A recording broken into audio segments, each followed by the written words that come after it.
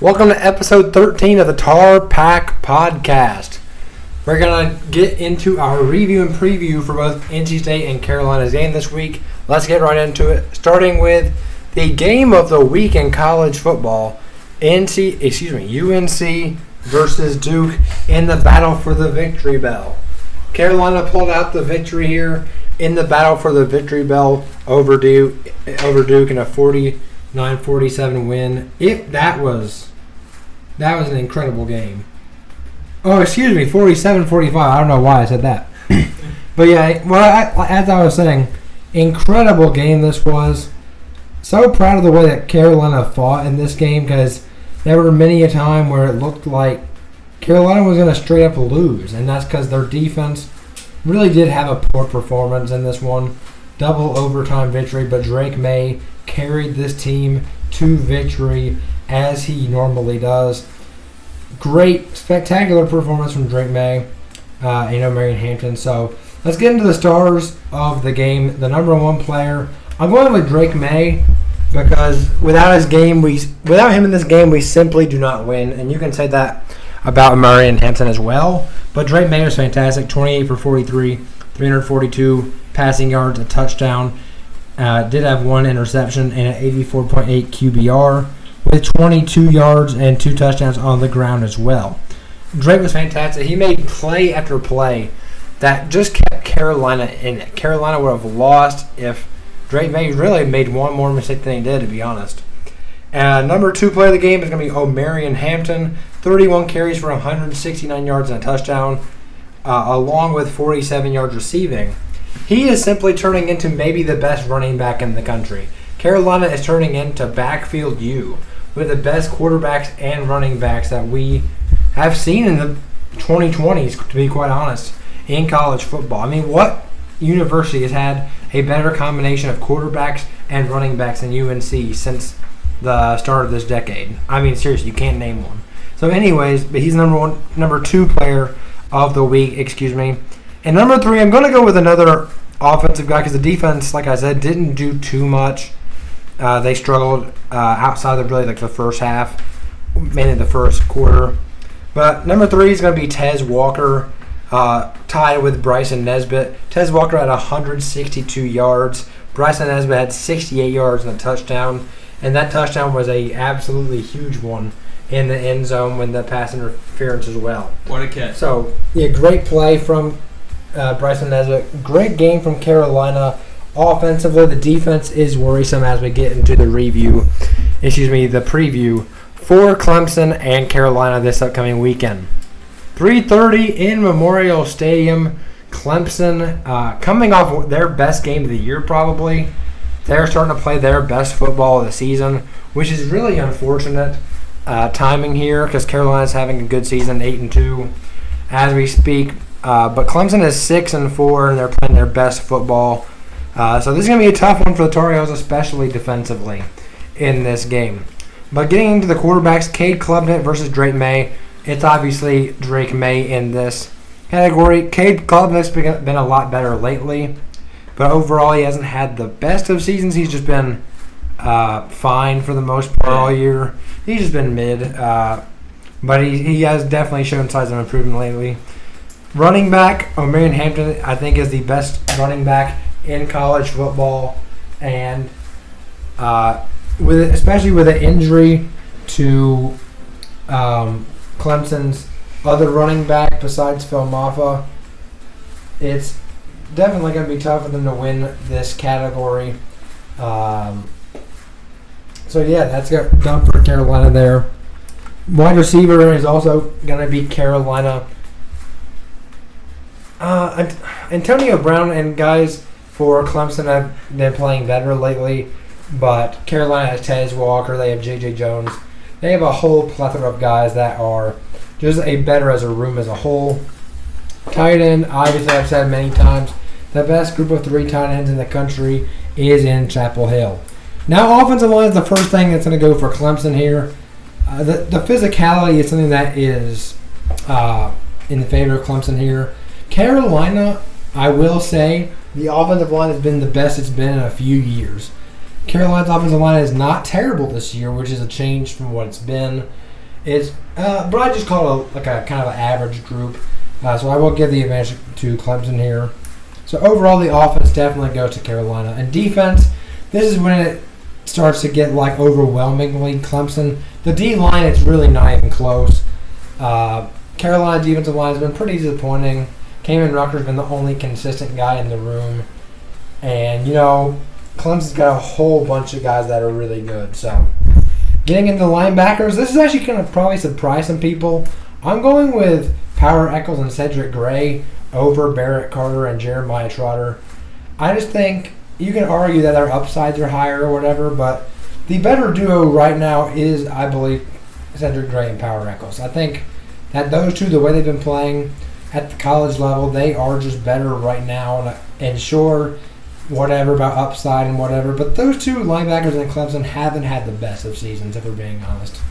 And in secondary, it's not even close. Clemson gets this category.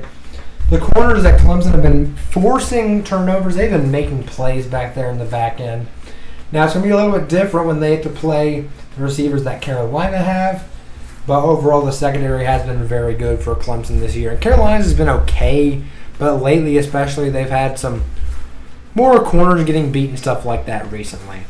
And then finally, getting into the coaching category, I'm going to go with Carolina here. Dabo Swinney he's a national championship head coach, but so is Mac Brown. Dabo, his refusal to use the transfer portal is why Clemson isn't at their best right now. That's why they have 4 losses. If he used the transfer portal, they obviously do not have 4 losses on the season, likely. So I'm going to go Carolina edging out Clemson in that coaching category. Now let's get into the predictions. I'm going to go 31-30 in favor of Carolina getting a huge win on the road. I think Drake May, in what is probably his third, would he play in a bowl game? It's tough to say.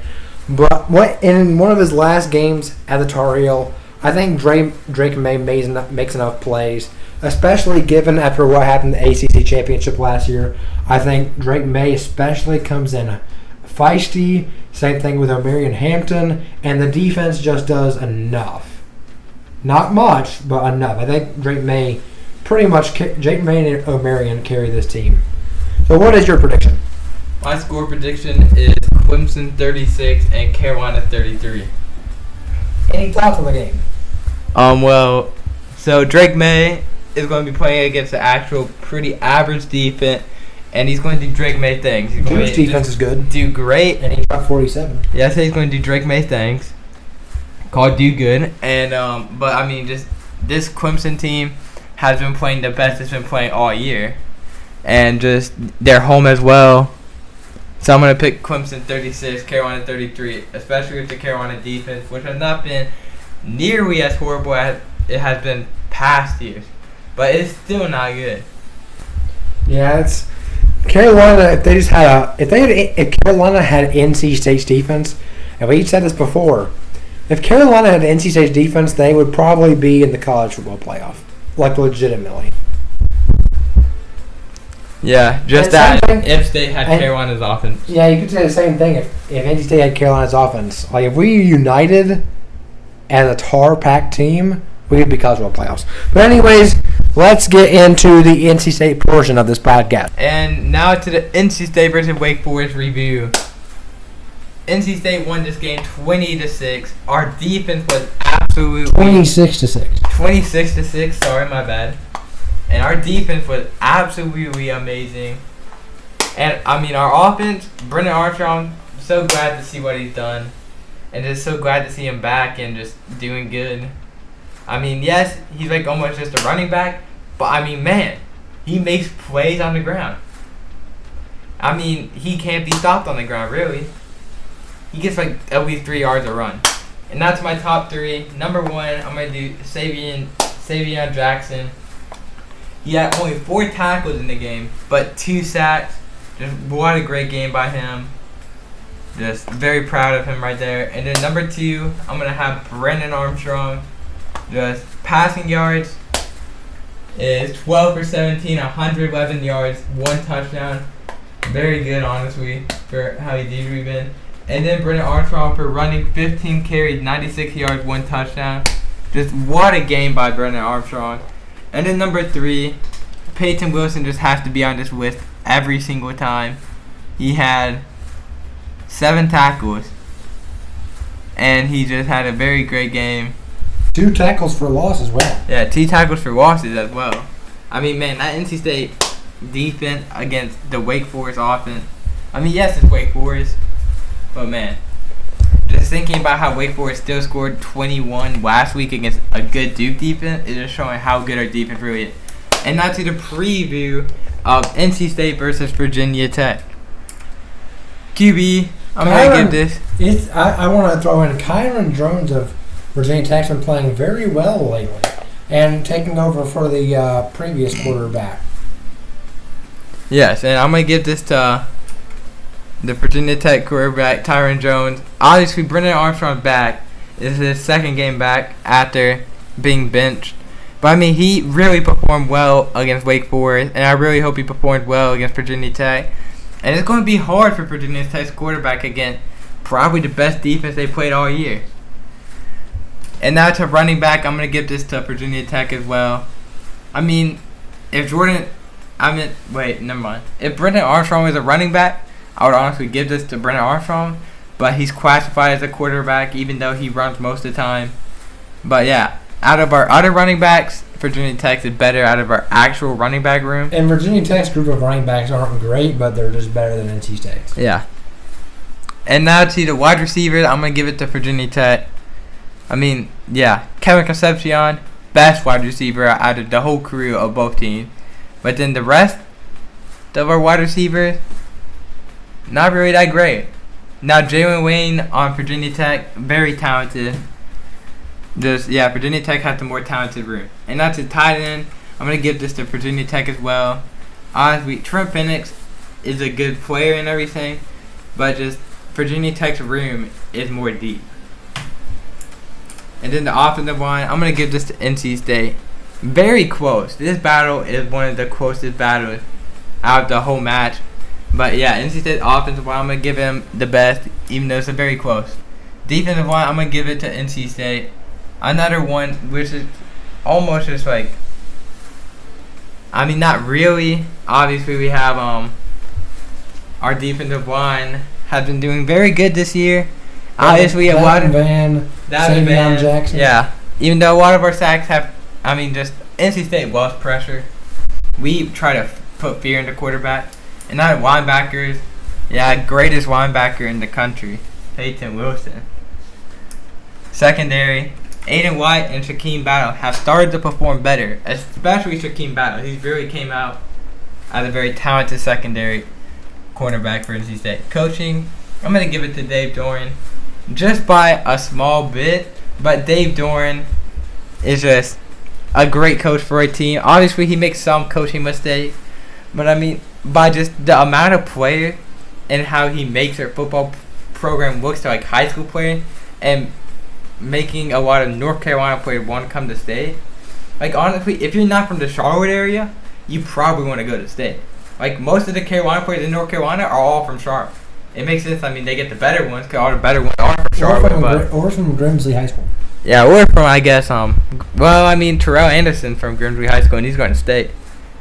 Alex Taylor, though. And probably the quarterback. And probably the running back. The quarterback's a freshman. And probably the defensive lineman. No, the quarterback's a freshman. He's going to go to Alabama.